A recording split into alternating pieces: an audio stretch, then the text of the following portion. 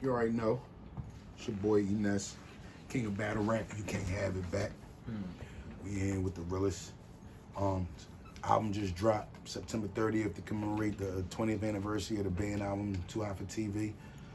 Yeah, definitely got some heavy hitters on there. Shout to Benny. Butch, I just was out in Delaware at the Queen last night, Wilmington. Shout to the BSF, Ricky High, Heem, City, of course, Benny, and pop off the album. He's the first track on the album, titled Trifecta. Shouts out to Benny. Then I got Hip Hop Legacy on there, which is Method Man. Wu Gang got the Young Energy, DJ Crazy. He also did a pop-up surprise performance at my performance in Delaware last night at the Queen in Wilmington. And Zai Sosa, DJ Crazy. Got my New York Brethren on there, Corey Guns, Vado. Got my whole State Prop fam on there. PD Crack, Oskino, Beanie Siegel, Freeway. Yeah. And I got my battle rap brethren on there. Shouts out to the Tay-Rock, Cave Gang, I see you. So we just got a nice little package, man, going into the fourth quarter of this year. And we're just gonna keep turning up the heat. More freestyles, more exclusive features, more content. Got the Cheesecake popping too. Make sure y'all tapping with that. Make sure y'all follow me on the gram at Ness Cheesecake, at NESSCHEESECAKE. Make sure y'all follow up the backup page, Eness_215. Blue Badge Lou coming soon. They hacked my last Instagram account. It's been a year, so this new page right here, this page within a year, I didn't, grew this page to the numbers at now. So we currently at 119,000 followers. At the top of June, I was only at 20,600 followers. So that's just go to show you my resiliency, my drive, my determination. I built the page from nothing. It was nothing. It was like, I ain't cried over spilled milk. I jumped right back on Instagram, created a new page, and got right with the content. Now my new page is litter than my verified page was. So, you know what I mean? Anybody, like, long as you pull yourself together and don't let nothing stop, don't let nothing stop you, you definitely can jump back in the game, hit a couple threes, and be either tied up or you be up on a score. What's yours? Now, as far as how long you been doing the Eness Cheesecake, the festival, as far as the festival? We've been doing pop-up shops, so the pop-up shop's been real beneficial.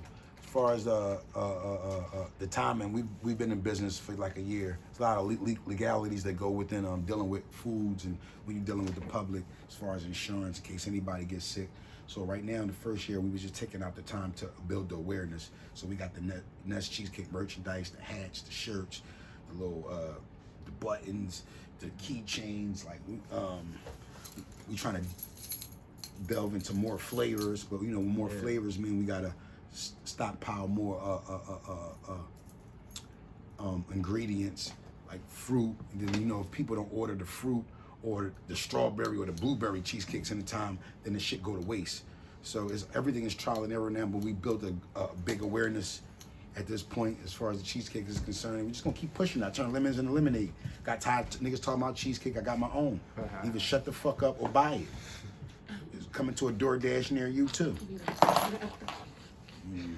Now, I just wanted to start this thing off, man, by saying, first of all, rest in peace to PNB Rock. Rest in peace, PNB Rock. Rest in peace to Pat Stay. Yes. PNB Rock. And rest in peace to the Pat Stayer. My guys with the fries. Man, so what was your life like growing up in Philadelphia, bro? Philadelphia, is a real competitive city. It's a commonwealth. Not to get all political, but it's a lot of low-income housing, and that's where I come from, a low-income housing project called Barton Village Projects. I grew up in North Philly, was always good in school, went to a college preparatory school, Central. So my mother always made sure I did right in school, and I always had a knack for English, reading and writing, and learning words, looking them up, knowing what they meant, knowing how to spell them, knowing, the correct spelling, and that just carried over into my rap career. I started off being a break dancer. I was a b-boy. Then I tried my hand at DJ, and I wasn't too good at that. And then I found my love in writing and creating rhymes. So yeah, growing up in Philly, real competitive. My mother and father, they battled drug and alcohol abuse. They was married 4 years after I was born. and he's still married to this day. So I am not a bastard. You know what I mean? So shit like that. And you know, just growing up in Philly, real competitive. Like, you know, my mother and father separated. He's still married. They just been separated for long as fuck. Okay. I was, you know what I mean, that's when my mother got on public housing and Section 8, and then we moved out Southwest. I'm a North Philly boy, the heart. Grew up on 17th and Edgeley. Then my pop lived up uptown on 18th and Madeira Avenue. So I got the best of both worlds. Uptown area is considered the more suburban area in Philly, where they got grass on their lawns, a backyard, gate around their shit. So yeah, my pop, you know what I mean, straight from the Navy, he landed a gig working for the city, National Park Service, and that's a good high-paying job. My mother, before all these bitches went to thot out and wear scrubs and be CNAs, my mother was a registered nurse before it was popular. So yeah, I come from, you know, career-orientated background. So that goes into like what I be doing and how hard I be going. Right. Even though I took a 10-year little reevaluation to get back in the game. But yeah, I come from a family, we believe in you know, working, man. Working. 2, 3 jobs, whatever needs to be done to get these bill paid and take care of responsibilities. Now, as a kid, what was some of the things you were into? You know, breakdancing, pop locking, and graffiti. My sister, she 9 years older than me, so she was always ahead of me as far as that's concerned. So she put me on to the drip, the fly clothes, the Reebok classics, what to wear, what not to wear, scribbling and graffiti in her little graffiti book, writing raps, beating niggas up, all that shit. I learned that shit from my sister. Where a nigga, you know what I mean, coming from my background, will be learning from his big brother. My big sister was my big brother. She was the one fucking niggas up and fighting girls, guys, working, having her own money, going out, buying the shit she liked to buy. So I got a lot of my style from my older sibling, my sister. So who were some of the people that influenced you coming up? My sister was one of them.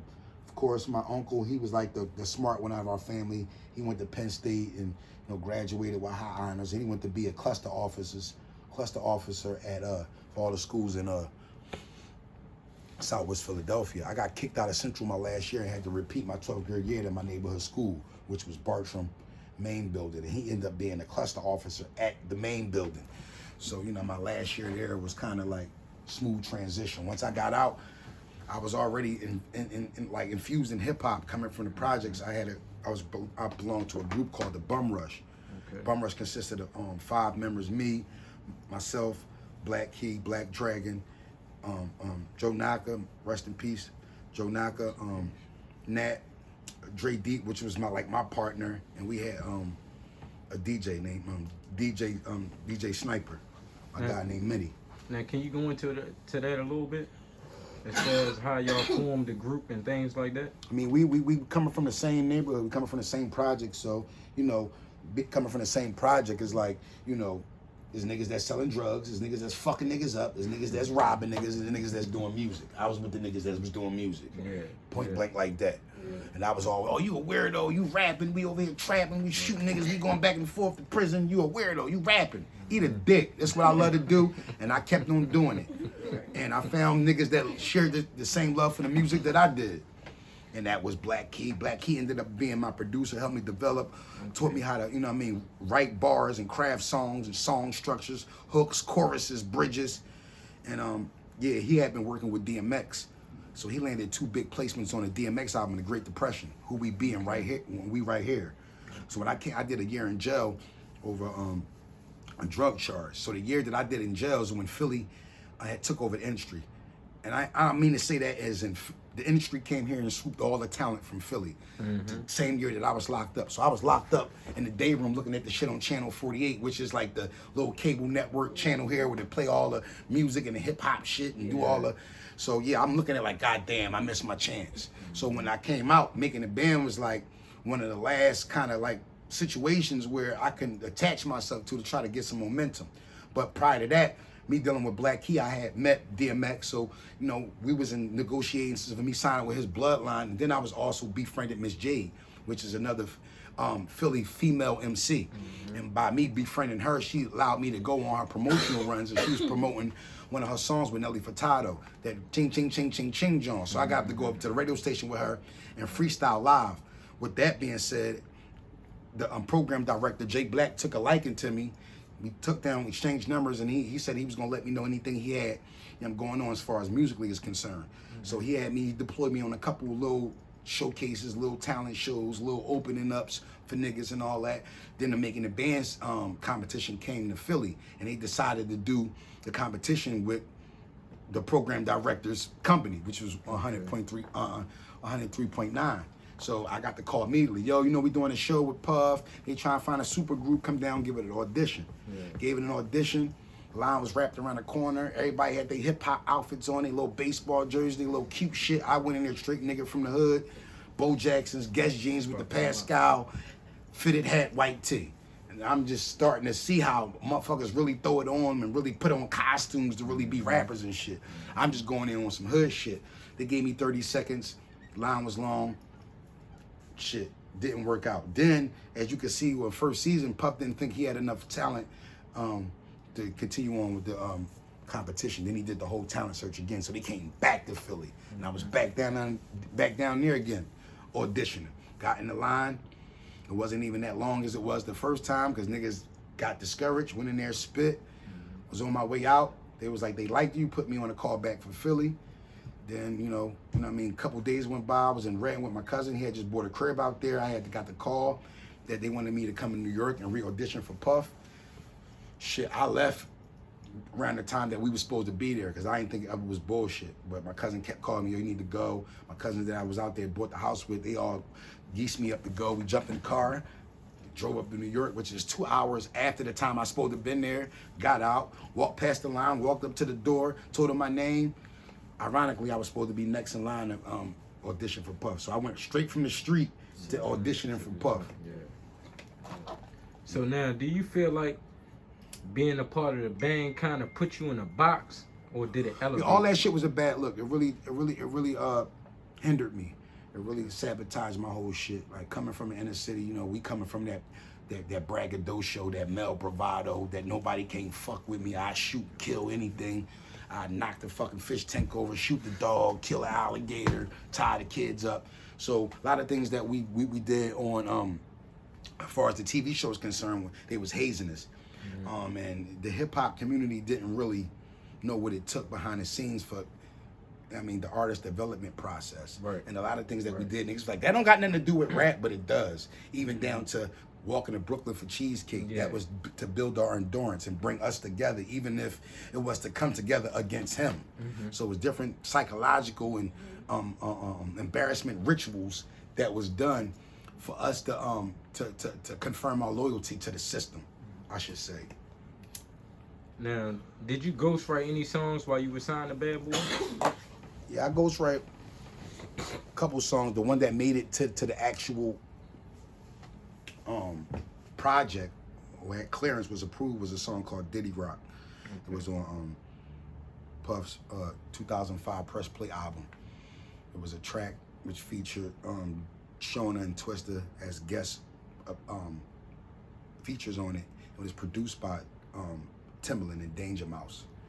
So everything came 360 because I had to try to secure a deal with Timbaland and his Beat Club imprint, and we ended up meeting in Miami on Star Island at Puff crib recording a big album for Puff, and I ended up getting some writing credits on a beat produced by Timbaland with Puff.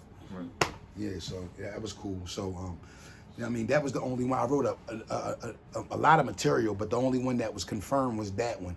So a couple years after, they cut the check for writing credit for the Puff album, Burger King picked it up for a commercial. So that was another check. And then 2 years ago, Men in Black 4, the international version, put it in the movie. Right. So that's 116, 3 checks over 20 years. Motherfucking right, yeah. Okay. So whatever happened to the Bonnie and Clyde situation? Babs never took the deal. At the time, she just didn't take the deal. She didn't feel as though at that time, she went the way of options, just never took it.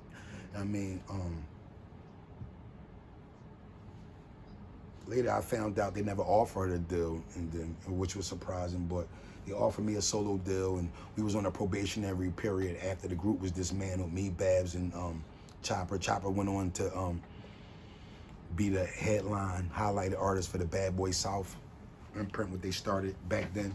8 Ball, MJG, Boys in the Hood, Jeezy, all those was introduced through that facet of the company. And then, you know, me and Babs was selected to do a joint album, Bonnie and Clyde, but she never, you know, accepted the deal, or from my understanding had any recollection of her being offered a deal. So I ended up, you know what I mean, taking a solo deal. My new deal was on Warner Music Atlantic, which was like Atlantic and Warner had combined and merged, and you know, because our first album was, the group album was under Universal, so I had to wait until they came out of the Universal deal, which took 2 years, and then when they got their new distribution deal, that's when Puff gave me my solo effort. So I was up there from 02 to 09, 1 album, 2 deals, gold platinum writing credits, because we was also added to the Bad Boy 2 soundtrack, which was certified platinum. So I got certified platinum writing credits on Press Play. I got certified platinum writing credits on Bad Boy 2 soundtrack. And I got certified gold writing credits on the Makingdaband album. So you're receiving residuals for? No, I got gagged for the past 20 years. From the way that the business was done as far as management was concerned, they had us doing a lot of things and telling it was promo, but the management was really getting money. So at the end of the year, the IRS said we was responsible for the monies that we've never received. So in response to collecting, they took my royalty statements for 20 years. I just got my royalty statements. I just got out the res in 2019. So that's why you see the resurgence in Ness. I'm dropping more material. I centralized all my shit, Spotify, Tidal. I took down all the different variations of my name on YouTube, and you know what I mean, names that's people that was taking money against my name as far as social media and YouTube and all these platforms was concerned. So I centralized it, brought everything to one set of people that I know I can go get the codes, unlock this, put this up, upload this, download that. And that's what I've been doing for the past 3 years. Now, so how was your transition from being on TV with the Makingdaband to going to the YouTube era? Well, I mean, Philly, we played a big part in YouTube's success. Most of the early footage from YouTube was footage from the Philly rap DVDs. So all YouTube did was take the footage off the DVDs that had been circulating prior to YouTube and just upload the footage from all the DVDs. That's why you see Heavy Spitters, you see Too Raw for the Streets, you see Headshots, you see Top Class. All this shit is in the corner because they took the footage off of the DVDs and uploaded it.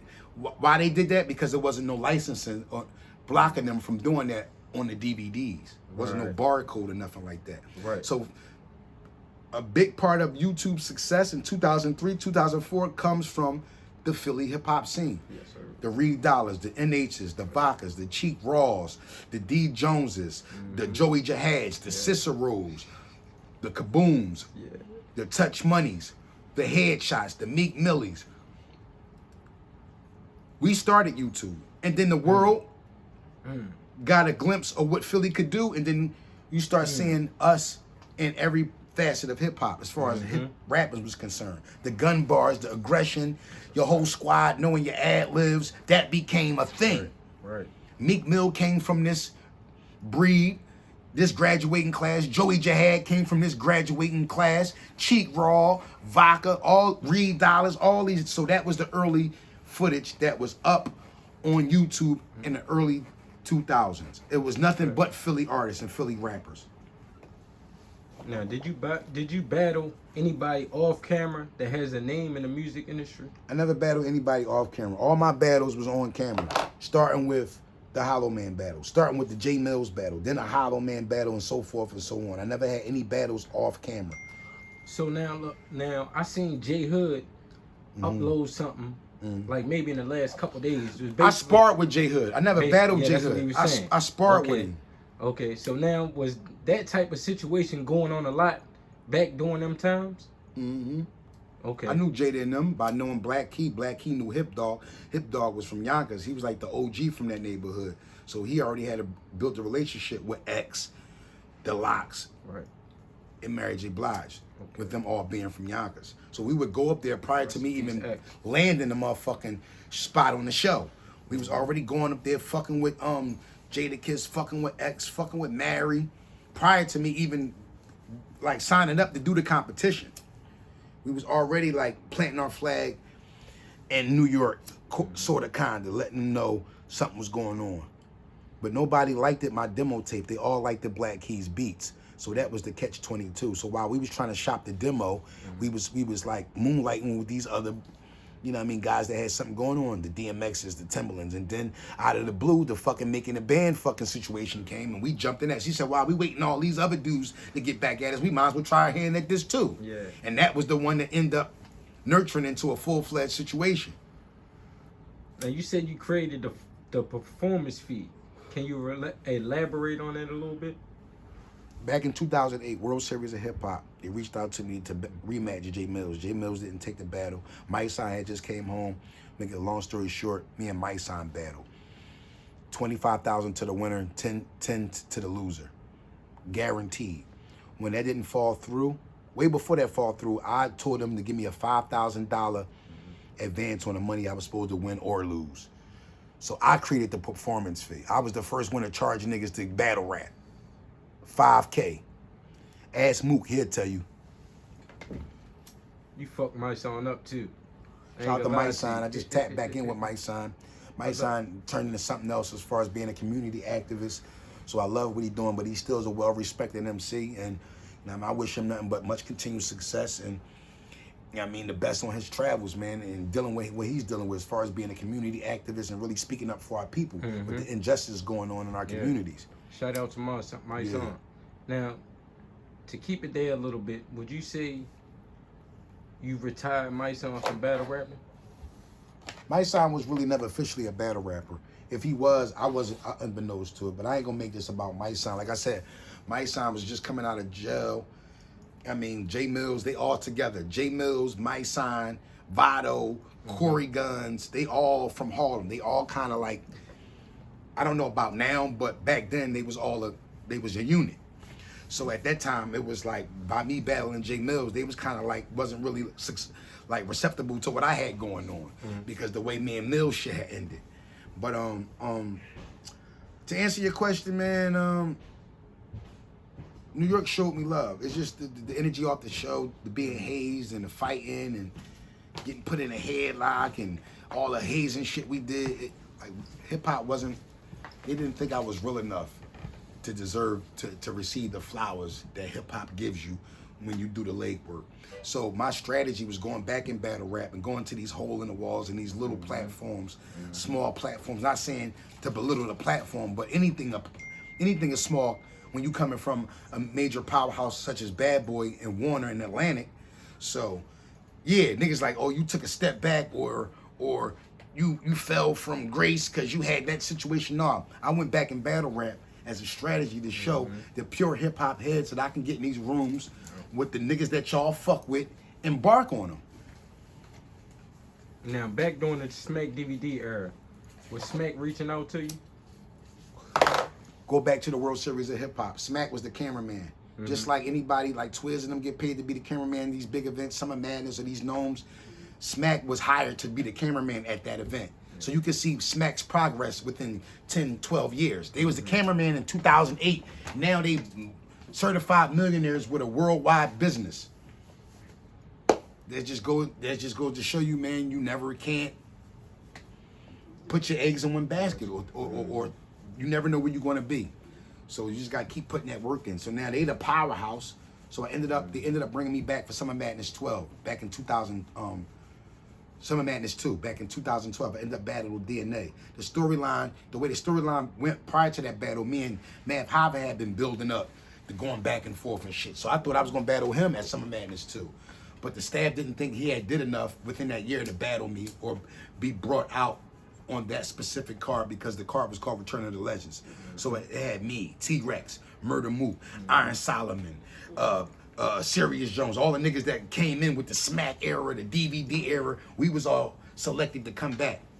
And that was the infamous night that Loaded Lux coined the term. I mean, he coined the phrase, "You gonna get this work," where he brought the casket out and, you know what I mean, Calico, lost nigga and all that. That was the same night. I was on that car. It didn't end up well for me. The crowd booed me. They had, you know what I mean, talked me out of my own style, which is the rapid fire, guns blasting, aggressive energy. So they had me rapping like them on some spoken word, broken down shit. Then I was attacking Smack on the fact that they had gave me DNA, which is a nigga that, you know, at that time, he still was climbing up in the ranks. So I felt as though Math was a much more formidable foe. Right. So I thought they was kind of like lining me up to give me one of they young punks coming fresh off the step that make him look bigger, putting him in there with my name. So I went in there with that type of attitude. The crowd wasn't receptive to it. It was a bad album. Puff was there, Q-Tip, Busta Rhymes. I mean, the whole who's who was there. Source did media on it. It was a bad night for me, but I learned a valuable lesson. If it ain't broke, don't fix it. When I got back in there with my regular style, my vintage Eness Philly, you know what I mean, Philadelphia shell, cover them up, rough house, bang them, get them and go. They like, yeah, that's the Ness we wanted. Yeah. Then I start adding little weapons from the new era. So it was like a gumbo now. So like now, you know what I mean, I figured it out. And I've been undefeated all year. I don't give a fuck what niggas say. Now, do you think your Lil Wayne just messed up any features for you as far as when you were signed in the industry? It might have. Niggas, you can't blackball talent no more. The internet is here. Internet is undefeated. Niggas will go to the internet first to find out their homie got rocked before they go to the news. I don't want to hear that shit. Yeah, a certain group of people could like you, but so what? The Baby ain't do a joint with Drake. The Drake ain't do a joint with the Baby.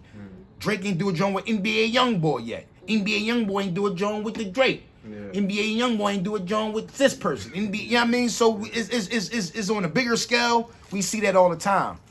So yeah, you know what I mean? Speaking out against it, but at the time he endorsed somebody that was considered my op, was Jay Mills at the time. So if you say you hired him because you seen him get over on me in a battle, then you my op too. And I seen Wayne in Miami with him, Currency, and Mac Main. They each was giving me high fives, so I didn't understand where that energy was at the time.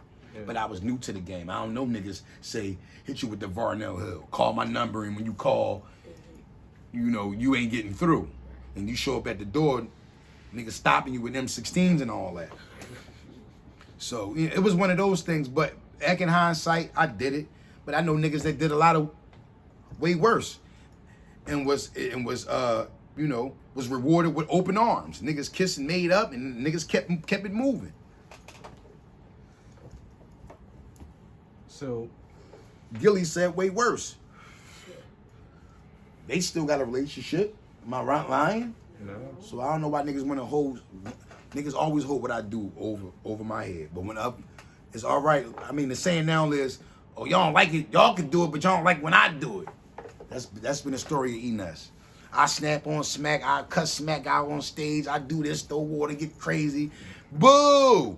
Then somebody get up there and do it right after me, and they cheering for it. Now, Ness, how important is it to you to move right, being an entertainer going in and out of these cities right now? Rap is the most dangerous job right now, man. I mean, you just gotta make sure, you know, people around you, they got your best interests. I mean, keep it real.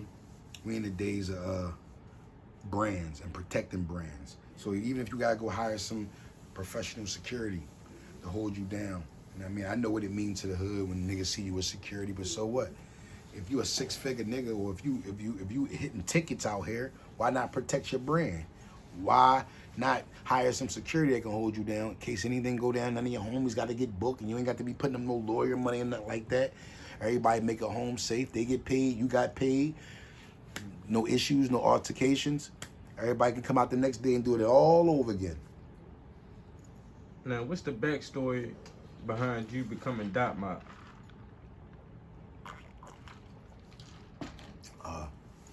People ask me that. What was the backstory of me joining the Dot Mob? I knew Rex and Mook for years, ever since 2008 when we did the World Series of Hip Hop. Mook battled Young Hot, and Rex battled Tech 9. Rest in peace, Tech 9. So back in 2012, prior to the Summer Madness 2, when I battled DNA, Smack called upon me to rally up all the Philly MC battle rappers so we would do the Philly versus New York again. And it was my responsibility to round all these dudes up in a way to have them on the same board so we can get the money flowing and deposits can be made and we can start making dates and matchups and all that. Each one of these guys told me they was never coming back to the ring. A couple of those guys in the years to pass came back to the ring, but at that time everybody was like just rebuking it like it was the devil. No, I would never come back to battle rap. I'm Ness, I would never do that. I would never do that. I would never do this. And you know, I was kind of disappointed, but as grown men I had to respect the decision. So you know, back at that time niggas wasn't really feeling battle rap, but I seen where it was going or where it could have been to where it is now. So I seen something and I'm like, yo, this can go somewhere. Battle rap has always been the purest form of hip hop.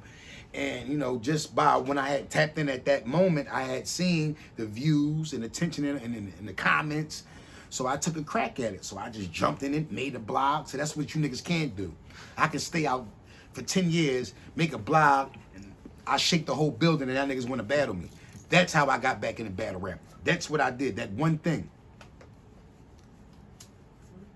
Now, so what you think about as far as what Smack and ARP going through with the R? I don't know. I'm signed to ARP, but I'm still a free agent. I still can move out, move. Long as my interests don't conflict with theirs, long as no other platform is trying to block any battle that I've already confirmed and set up with them and contractual wise, I have no issues. So I'm signed a rare breed. That means the bags get bigger and the opponents get dangerouser.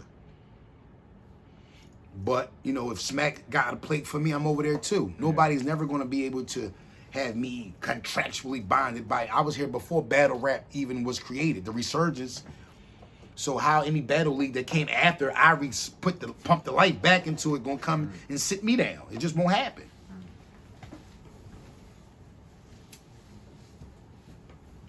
So you have any battles coming up right now? Shout out the Gate to the Garden, man. I talked to you, Drake Dennis, man. Give niggas free features. Niggas want doc pays. I was over in LA doing something real top secret. Make a long story short, I wasn't prepared for the battle. I had a battle like 2 weeks ago. So I called the opponent. The way the Gate to the Garden structures work, the opponent that you battle usually is the one who pay you. That's how they system work. So I called the opponent, Bandit Montana. He wasn't always prepared. So we decided, postpone it. So it's going to be on this upcoming weekend's card, Gates of the Guard, Ness versus Bandit Montana. That's October 15th. Then my man J400 representing Newark, you know, he down with the Shugsters and the Old Reds and the Surfs and the Arsenal. He got his own joint. He just battled Danny Myers on his own platform. I'm about to battle him November 12th. Then I'm right back on RBE November 19th in Atlanta, Gwitty. Then after that, A-Ward. Then after that, Coach Corleone. Like, I'm the guy with the fries and the soda on the side. And the French apple pie with the McFlurry you can't hide. I'm trying to tell these niggas. Yeah. So what's going on as far as in the Philly music scene right now, though? Everybody lit. Rocky lit, Leaf Ward lit, Otis Ryder, OT The Real, Leak Moss, D Jones, Too Rare, Jabril, D Sturdy, fucking Tierra Whack, of course, you know what I mean, Meek Mill, of course, Lil Uzi, rest in peace, PNB Rock. You got Zai Sosa doing this thing, Diamond Street King, Bride Grader. I mean, like Philly, we got a rich culture in music. Not just in hip hop. All we dating back to the Philly International. You know what I'm saying? With Gamble and Huff. So like, I mean, we always gonna be lit. Like, we are trendsetters. Niggas come here, they see how we drip, they see how we dress, they see how we talk, how we swag, all that, how we party, what we drink, what we smoke, how we wear our jewelry, how we wear our clothes, how we wear our sneakers, no shoestring, shit like that, man. We trendsetters. A lot of niggas come through Philly, but they never give Philly the flowers. Like, yeah, we got that from Philly. Nah, Philly trendset a lot, man. We trendset a lot. So let me get your top 5 all time from Philly though. The Mac Man, the Meek Man, the Cassidy Man, the Ness man and the Black Thought man. Next question. Who you listening to when you hop in the whip? I'd be an asshole to say me. But only time I listen to me is to like really like take notes so on and what I can make better when I'm listening to my own music. But as far as who I'm, it's a who's who. I listen to anyway from NBA Youngboy all the way up to the Drakes, all the way over to the Devin the Dudes, Lil Moneybag Yo, Big Crit, J. Cole, Kendrick Lamar, motherfucking, what's the guy from the West Coast? Dom Kennedy, this, like, niggas from down south, Dead Presidents, I fuck with Mos Def, Kanye, motherfucking M.O.P., Busta Rhymes, Wu-Tang, Raekwon, Method Man, Ghostface, drill rappers, Fabio. I fuck with 22 G's. I fuck with Glorilla. I fuck with Megan. I fuck with Da Baby, Little Baby, Durkio, the Vaughnster, the Pop Smokester. Like, I fuck with a who's who. Shania Twain, motherfucking, who else you want to name? Now, so I seen something on the tube that it was saying you had something going on with Kanye coming up with something. Shout out to Kanye. I knew Kanye for over 20 years. The story goes, you know, back in 2003, we was all on the same promotional run. Kanye had dropped, you know what I mean, Through the Wire.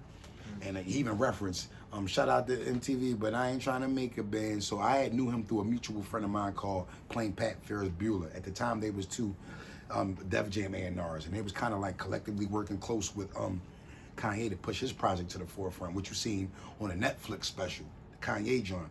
Yeah, I was around at the time, so I befriended Kanye way before his music had dropped and way before the band album had dropped. And I asked him to come to the Makingdaband house to submit some beats for our project. And Mr. Bentley told me that we couldn't have company, and then we had cleanup duty. We had to do some bullshit with, according to the house, as far as the house is concerned, and I couldn't have no company. So I had to go back out the door and tell my man Kanye West that he had to chill and he had to come back another time. Yeah. Because we couldn't have no company. And then Mr. Bentley ended up signing the Good Music 2 years later. I see Mr. Bentley down Ocean Drive at Wet Willie's. I'm like, Mr. Bentley, you know Kanye, that's the boy that you told he couldn't come in the crib that time. He like, oh man, that for real, Ness? Yeah. He was like, yeah, I've been signing Good Music for 2 years. So Kanye is not a flex. I knew him for over 20 years. If you go back to my Cosmic Care freestyle, I got people who's in the Chicago, shout out Kanye West and D-Ray. I don't cap. I knew my man for over 20 years. It's not a flex.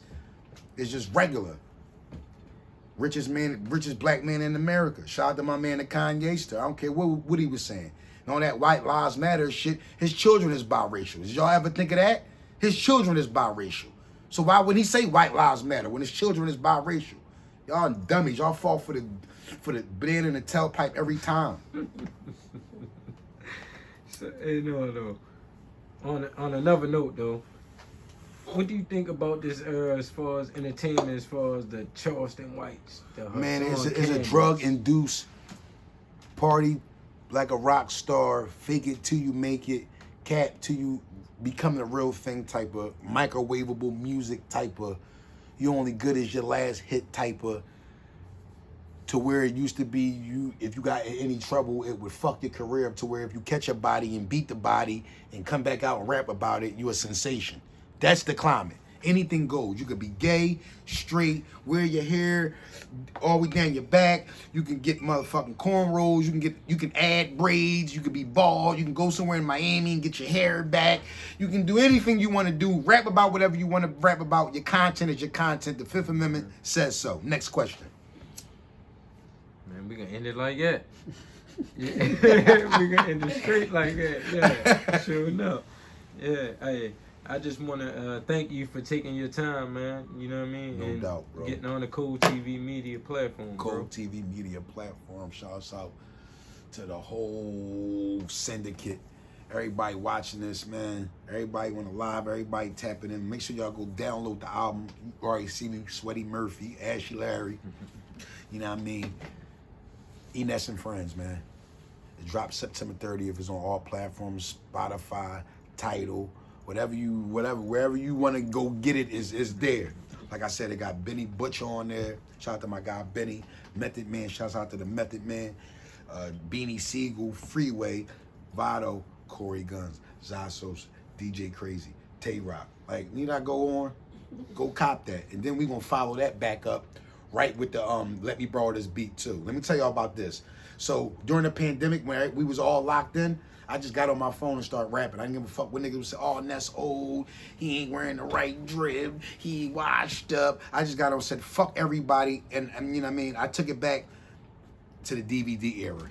But instead of on DVD, it's right here in my motherfucking hand. So when I started out, I had a fucking Android that I had from 4 years ago. So by me doing freestyle after freestyle, I started being a brand ambassador.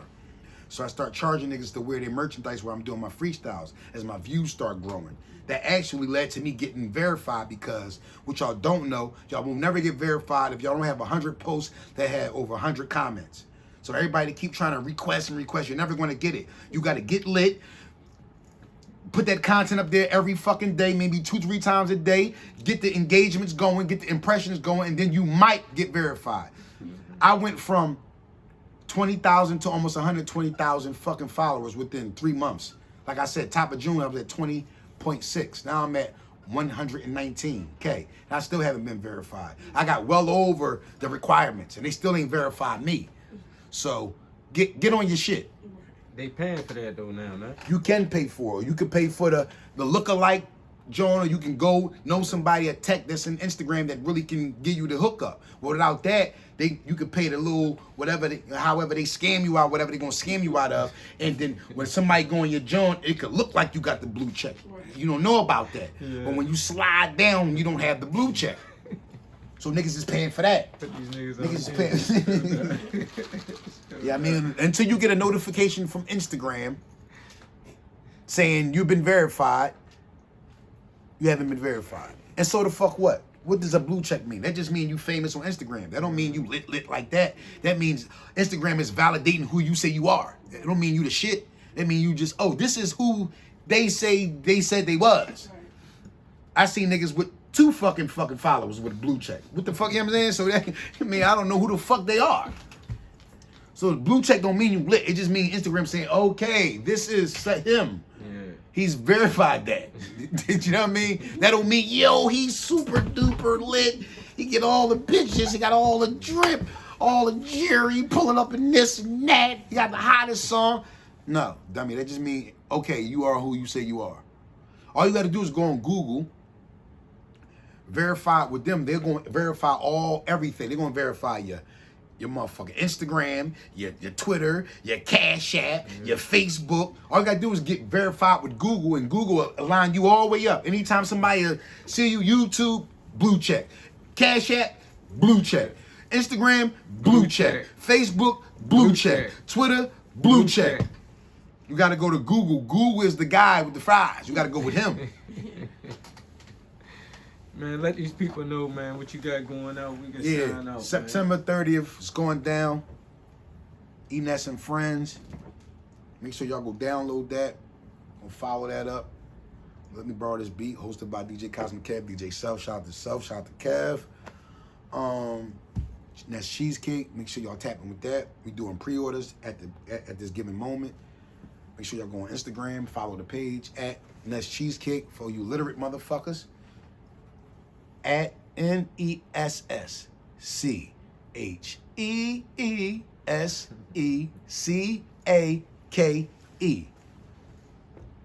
Make sure y'all follow the backup page, which will be verified shortly. It's under construction. Eness _215. Yeah. And Eness Mathis on Facebook. Ness215@gmail. Send me all your motherfucking beats. Send me all your. I'll make sure you get your credit. We're gonna do the smart contract. Signing off like that. It's your boy Nestle. Bing bong.